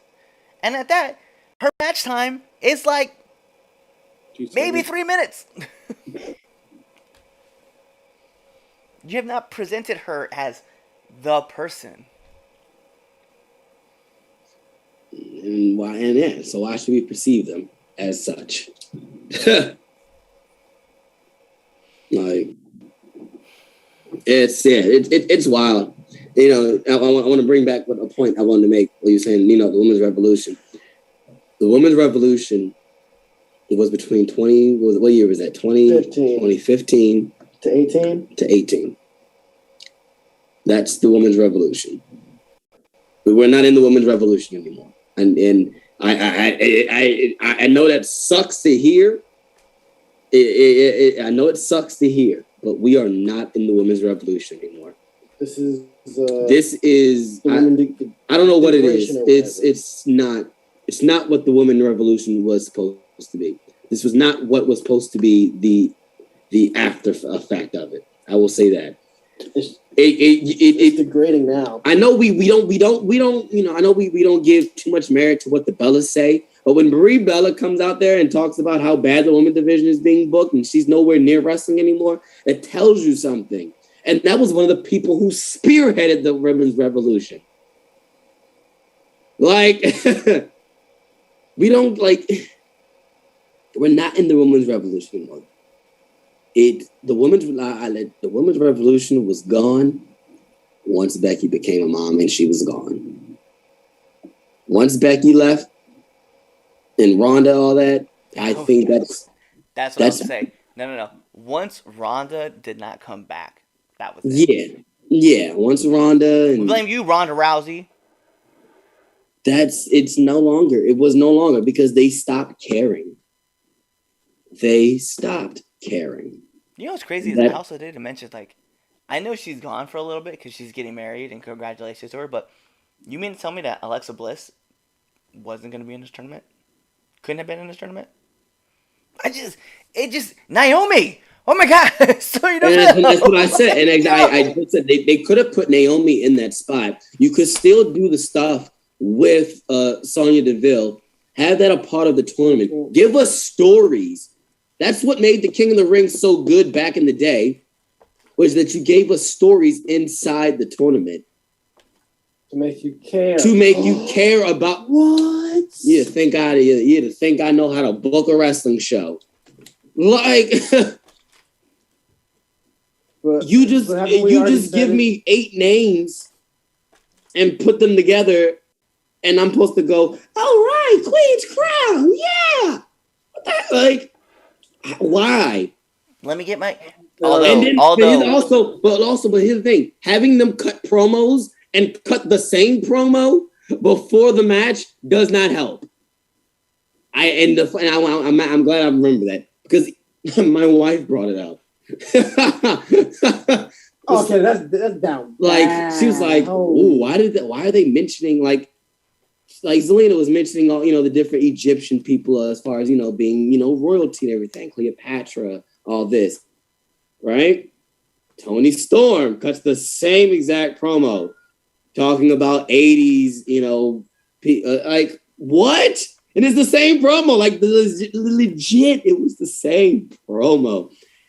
Like I promise you, whoever wrote this promo wrote both of their promos. It was just like, okay, it's simple copy and paste. But that does not help. Yo, don't copy my home. You could copy my Homer, just change it up so it doesn't look exact. That's exactly what they did. That's exactly what they did. Let's be real, because earlier this week, right, there was an announcement of the TBS title that was going to be in the women's division. And they had 4 or 5 different women cut promos. Do you remember any one of them sounding the same? No. Sky Blue legit was like, Sky was out there and she was like, hey, yo, like, I'm about to go out there and win this tournament because, that, and I think she mentioned, like, the title belt. And then all of a sudden it was like, there's Ruby Soho talking about how, yeah, they brought me in because they wanted me to be different. Well, this is what difference is going to look like. And then they go to the next person, Jade. You know what TBS stands for? I'm like, yo, what? Yeah. I'm not even gonna lie. That's fine. She's like, that show. Yeah, give me. I want characters, but I want good characters too. Don't give me just shitty ones. And like you said, the copy and paste, man. That was get the fuck out of here, man. That's the problem, man. WWE, they don't trust their wrestlers. No. If you're not the 4 horsewomen, like he said, if you're not the 4 horsewomen, they don't trust because during No, I'm not gonna take that. And I say this because during WrestleMania, when they had the delay because of the storm in Tampa, all those promos that people were cutting before the show when they were on the delay, that was perfect. No, real talk. Go find them. Go on the network and go on Peacock's network. Go watch WrestleMania. Go find those promos. They're not on there, are they? No. The only way you're going to find those promos is if somebody recorded it on YouTube. That's it. You're not going to find it on the Peacock network. You're not going to find it on WWE's network. You're not going to find it. You know why? Because WWE does not trust their wrestlers to cut promos the way they want. Or we can just go back to the fact that we've said that the E now is basically a parody of wrestling. Oh yeah, that's I'm gonna always. Yeah. I made that tweet and it did numbers too because I was right. But there's only a handful of people who will have open creativity to kind of say what they want because they don't know how to get. WWE doesn't know how to book them. The New Day is a prime example. They don't know how to do it, so they let the New Day use pop culture references and talk about that stuff. But as far as everybody else, dude, they don't know. Like. Imagine, like, Drew Gulak is probably going to cut a promo sometime about, I'm out here fighting dragons with my sword. Because they don't know what else to fucking say, man. Because WWE's out here with, like, the writers are like, I don't know how to do a Scottish wrestler, so I'll just make some shit up. Let me go Google Braveheart. We'll use some lines from there. It's probably the thought process too. It has to be. Zelina Vega's like this huge anime fan, right? And she talks about how she dressed like the Naruto costume, right? You mean to tell me that at some point you can't just let her do her thing, like make references to Mortal Kombat? She legitimately like the New Day, like she legitimately can cut promos just like that. But no. We need you to talk about how you're like fascinated with like Egyptian queens because she's Latina, man. She's not even Egyptian, bro. You could have mentioned some. Egyptian, isn't she? She could have mentioned some of like like my heritage for like the Aztec tribes or even the Inca tribes or the Mayan tribes. She could have talked about queens, But nah. No one's gonna relate to that. Talk about Cleopatra. Yeah, write that shit down. It's good shit. Stop, man. That's why I get so mad at WWE because, like, you can't book the women's division. Get out of here, man. Get out of here with that. You have all these writers, and they all think the same way.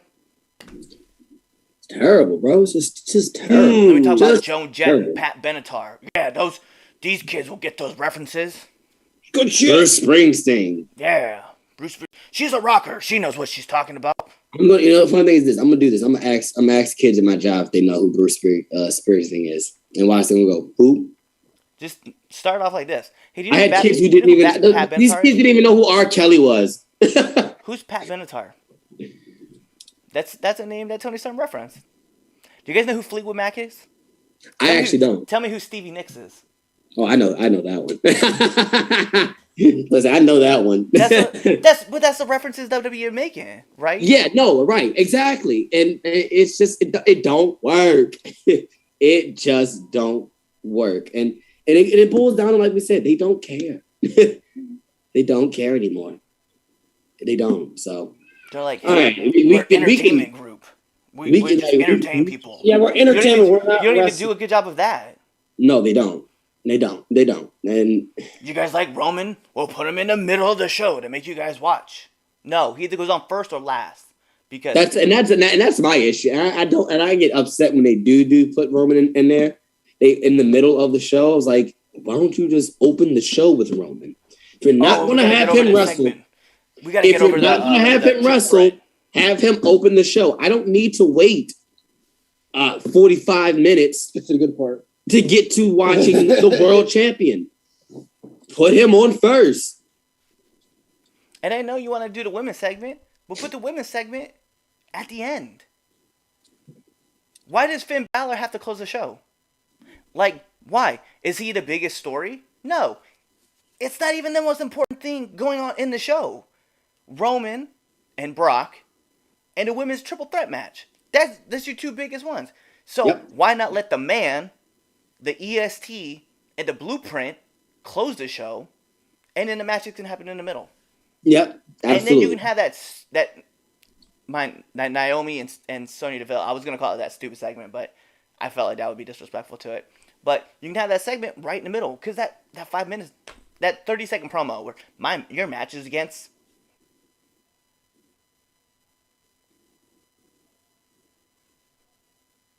me. That's what you did. You just killed time that way. The disrespect. Yeah, we can argue this about the women all, you know.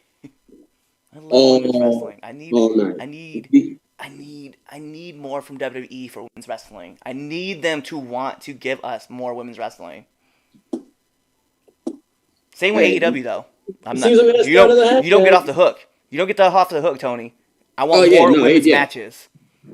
That's facts. And I don't want to go on YouTube. That's the only way it's gonna change.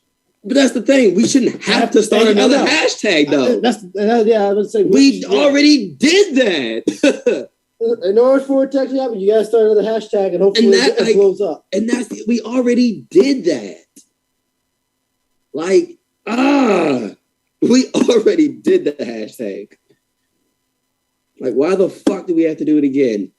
Interception, Dallas Cowboys. Anyway, let's go on to the. I thought for a second that was Dix again. I was like, God, everywhere. But yeah, keep going. Go ahead, Cliff, for the red. No, I gotta do it. Gotta do that right. Gotta do it right.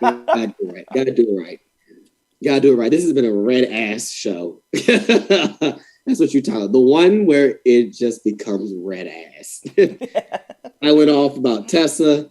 Cliff went off about the women division in WWE. Yeah, man. This is it. Yeah. Anthony missed a good one. All righty. So it is now time for the greatest segment in all the 3 Count podcast segments, right underneath the 10 count questions on Now Entering the Ring. Because, that's number 2. But it's the number 1 segment, and it's hosted by yours truly, the Red Dog. It's now time for the Red Dogs Power Ranking. legs. No. Danger zone.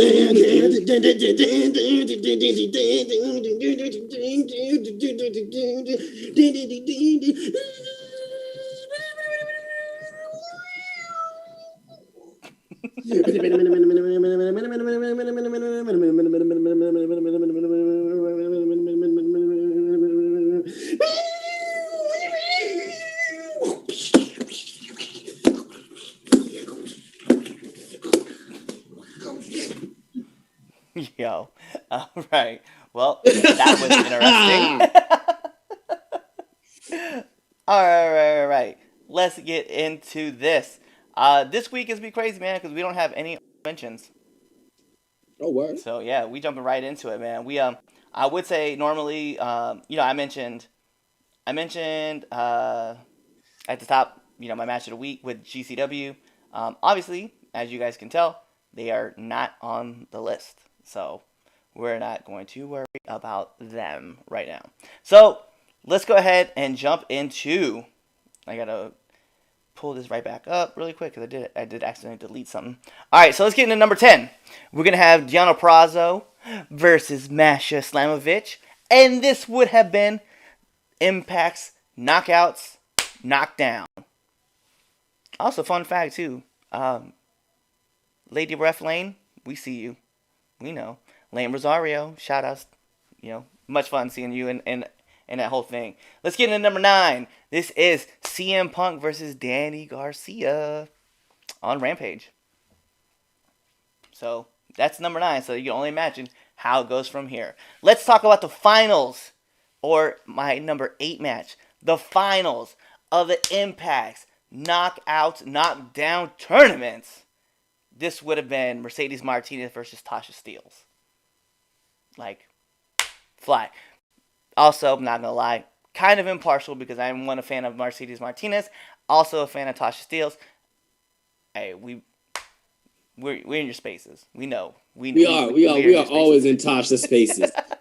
That is facts. Let's get into number 7. So one of the well-booked matches from Smackdown. Let's be real. Sami Zayn versus Rey Mysterio on SmackDown. That could have went last. That could have went last. And kind of already knew what was going to happen anyway. Let's move into number 6. It is the men, Acero, Miedo, Lucha Bros versus The Acclaim on Rampage. As you can tell, like, a lot of Rampage matches made this list. 2 of the 3. 2 of the 4 made the list. Let's talk about my number 5 match. And to be fair, I don't want to take anything away from this match. This match was really good. Finn Balor versus Cesaro on SmackDown. Also, I didn't see the tournament bracket before, so I had no idea like who was even in the tournament. So wow, you didn't tell. Oh wow, seeing Cesaro come out and they're like, yeah, coming up next with Finn Balor, I was like, what? I just stared at the screen. I seen Finn Balor. I was like, I really want this match. I was like, I genuinely like this. So I was hyped. Number 4. Gotta give it up, man, because this was fun.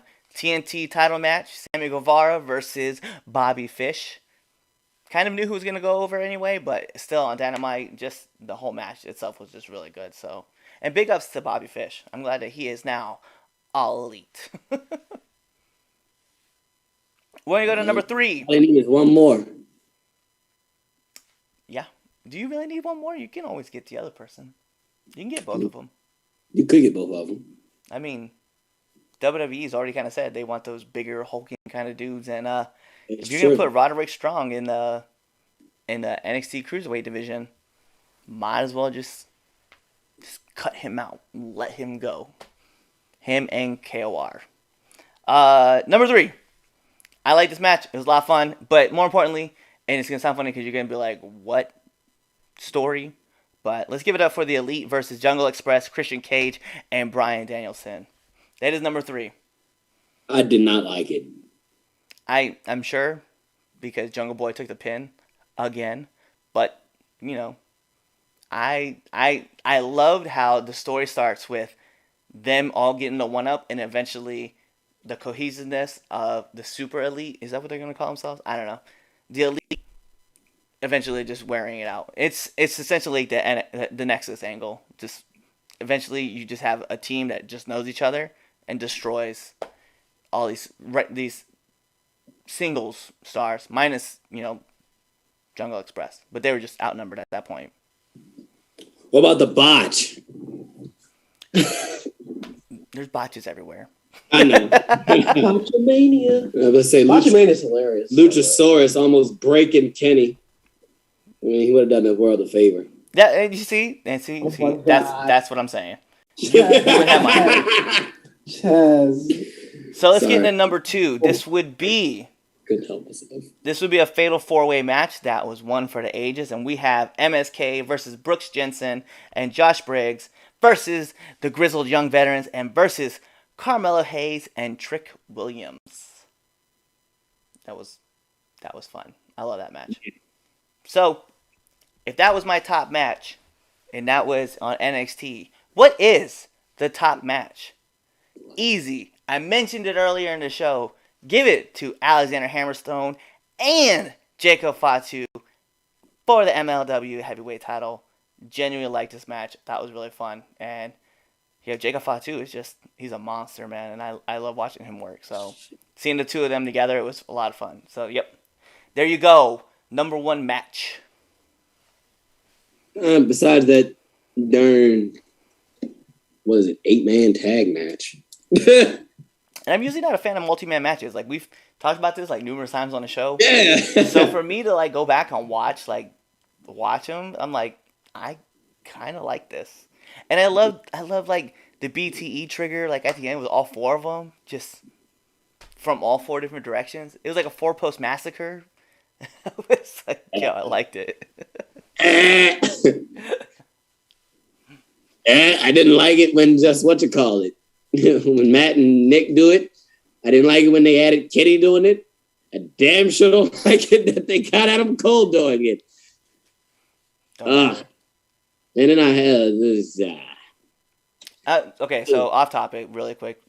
Okay. Did you see the TikTok video I did of like ranking all the AEW songs? I did. Yes. What did you think of the list? The way I nominated. Your list is not what I agree with. And the funny thing is, that's that very trend, and I don't want to call it trend, but I saw someone do that too, and was like, "Oh, I'll do it." So now that I saw that you do it, I'm definitely going to do it now because I don't like your list. That's one list I'd be like, Cliff, you're completely wrong. I mean, let's be real. Like the top song was CM Punk. Exactly, and that's where you're wrong. No, never, Yes. never. That's the okay. Mark.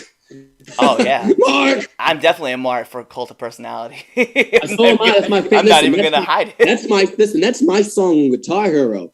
If there's a Guitar Hero at arcade, you know what song I'm picking. You better fucking play me and Cult of Personality. Like, yes, I'm a mark for Cult of Personality too, but that's not the best AEW theme song. It's not number 1. It's not. Sorry. I know you'd pick Kenny Omega. It's cool. You're all about Battle Cry. Funny thing is the Battle Cry is, if you just listen to the song and not associate Kenny, it's not a bad song. But because I have to associate it with Kenny, it's a terrible song. Like, I'm definitely putting Tarzan Boy up there. Like, yeah, that's up there. That's up there, my. I was surprised too. There was another one that was missing that I thought was gonna play, but I didn't hear. I'm gonna be honest, man. Out of all those songs, I kind of would have substituted. I'll be real. I ain't gonna front about it. I would have taken Cody Rhodes out of there. Darby Allin would have been 10. I would put Lance Archer at like number 4. I would have put Lance Archer like 8. Like Cody, probably 2. Like I get 2 maybe. Anyway, well, if you want to see me do that, let me know. Follow me on TikTok as well. Also, if you have not seen the Red Dog do the Omarion challenge, I saw it. you need to see that. That is a sight. I'm like, watching that made my day better. So If you have not, definitely go check that out on TikTok. Red Dog.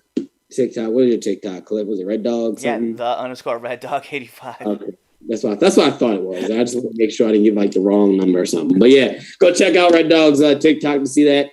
Check out my TikTok because I did the Marion challenge. I did 2 of them because my first one was practice and I thought it was funny enough to just post anyway. So, but yeah, definitely go check that out.